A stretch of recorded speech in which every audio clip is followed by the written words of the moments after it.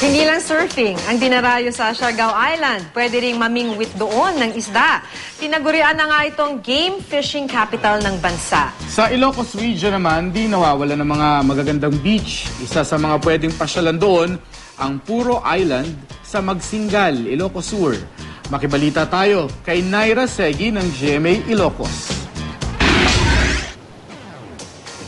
Nakare-relax na tunog ng alon sa dagat, preskong simoy ng hangin at pinot-puting buhangin. Ilan lang yan sa mga pinagmamalaki sa Puro Island ng Magsingal, Ilocos Sur. Sa ngayon, hindi pa gaanong matao sa isla pero tiyak na dadayuhin daw ito ng mga bakasyonista. Pwedeng mag-sunbathing at magtampisaw sa malinis na tubig ng isla kasamang mga kaibigan o pamilya.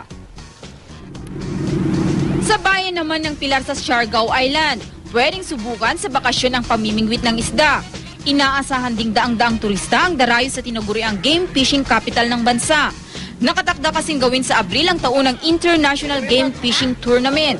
Sikat din sa bayan ng Pilar ang mga pambihira nitong rock formation. Kung mapapadpad naman kayo sa Bicol Region, sikat sa mga turista roon ang Panikwason Hot Spring Resort sa Naga City.